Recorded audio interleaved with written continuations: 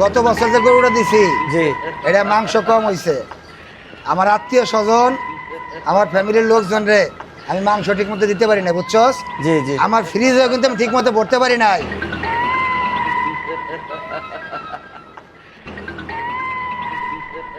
আমি তো করেই খুঁজতেছি। ভাই কেমন আছেন ভাই? আসি তো ভালোই রে। হন হন, সামনে তো জি ভাই। কুরবানি। জি আর তোর ভাইয়ে কি, তোর ভাইয়ে এই এলাকার সুনামধন্য ব্যক্তি কি রে? জি ভাই জি ভাই সুনামধন্য ব্যক্তি না? জি আচ্ছা হন, কুরবানির সামনে তোর ভাইয়ে যখন এলাকা সুনামধন্য ব্যক্তি, আশেপাশে 2-4 এলাকা এরকম লোক আছে? না ভাই কুরবানির ঈদের সবচেয়ে বড় গরুটা কি জি ভাই তোর ভাইয়ের দেওয়া উচিত না? জি অবশ্যই অবশ্যই। আমি যে গরু দিমু, এই গরু আশেপাশে 2-4 এলাকা অন্য কেউ দিতে পারবো না।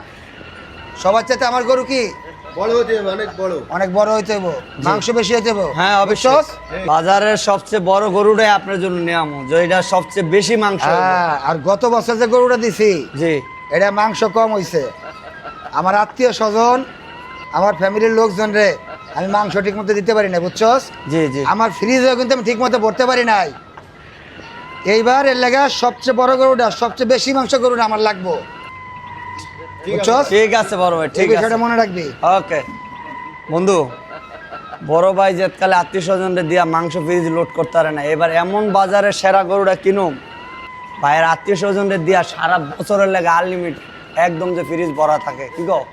ঠিক বলছিস বন্ধু, তুই ঠিক বলেছিস। এবার সেটাই করতে হবে আমাদের। ওকে চলো, বড় ভাই মান সম্মান যাতে কোনোভাবেই ক্ষুণ্ণ না হয়, ক্ষুণ্ণ সেই না কাজই হয়। আমাদের করা লাগবে। এইটাই আমাদের বড় ভাই বলে কথা, ঠিক সারা বছর ফ্রিজে কুরবানির মাংস থাকতে হবে। ঠিক ঠিক।